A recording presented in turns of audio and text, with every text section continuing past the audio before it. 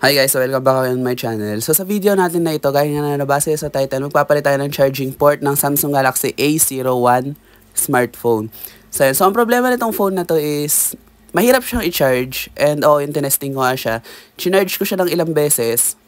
Yung una hindi siya nag-charge. Tapos pangatlong saksak sa saksakan, nag-charge siya, pero after 30 minutes, 3% lang yung naidagdag. So meron talaga siyang problema sa charging port. Pero bago yun, syempre binuksan ko muna para makasigurado, di ba? Bago ako umorder. So bubuksan lang natin yung phone. Since charging port lang ang problema, ang i-unscrew lang natin ay yung nasa babang part, bottom part na tinatawag. Ayan, tatanggalin yan. Depende ko ilang screw. Pero yan kasing Samsung A01 is ganyan karaming screw. So sabi sa akin, maluwag daw yung charging port. Pero, yun nga, sabi ko, minsan na nag-charge, minsan hindi. So ibig sabihin, paminsan merong ground, paminsan wala. So, meron talagang damage nga sa charging port. Ayun, so, yan, i-unscrew lang natin lahat. Tapos, ganun lang. Tapos, yan yung pinaka-board, yung charging port board.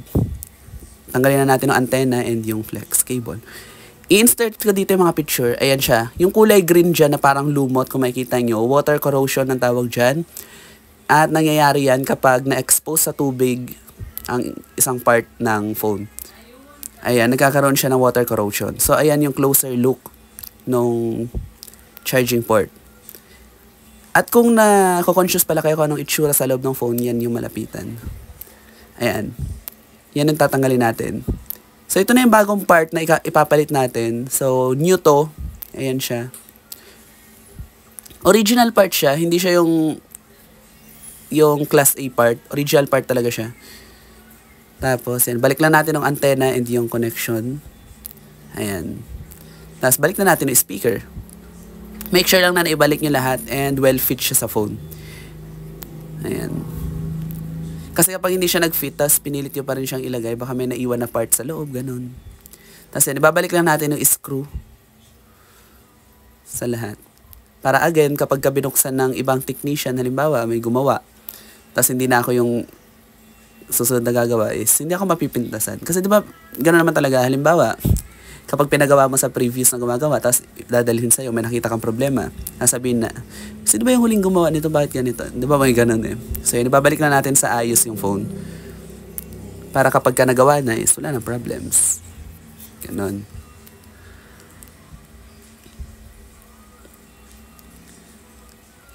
Tapos, yun, babalik na natin yung back cover ng mismong phone. So ganon lang siya kasimple. Make sure lang na fit siya sa lahat ng area. Ayan pala yung itsura ng back cover niya. No? Ayan. I-fit lang natin siya pabalik. Tapos, ayun. So, ayan. So, tapos na to. Ite-testing na natin siya. Ayan. Ite-test ko siya sa charger. Dati, kapag basta mo lang sinaksak, hindi siya gagana. Try natin ngayon kung gumagana na ba. Ayan. So, hindi pa dyan natatapos. Hintayin muna natin na lumabas yung percentage ng battery para makasure tayo na nag-charge talaga. Ayan, hintayin natin na lumabas yung battery percentage. So, yan. So, ibig sabihin, kapag ganyan na, is okay na siya. Wala nang problema. Subukan natin galawin yung cord. Ayan. Hindi na siya nadi-disconnect. Hindi na nagloloko yung charging port. So, gano'n na siya kasimple. Pwede na natin ibalik yung phone case. At pwede na natin i-power on yung device. Ayan.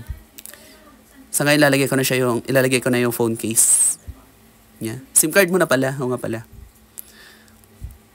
Ayan, tapos yung case. Ayan, so thank you so much for watching this video. Hindi na ako maglalagay ng mga social media accounts ko kasi kung interesado naman kayo kahit saang site, diba titignan nyo. So ayan, so thank you so much for watching this video. Ayan, so malapit na pala tayo mag 1,000 subscriber. Dati kasi meron ako YouTube channel, sayang, naka 1K na yun. So ayan, so thank you so much for watching this video.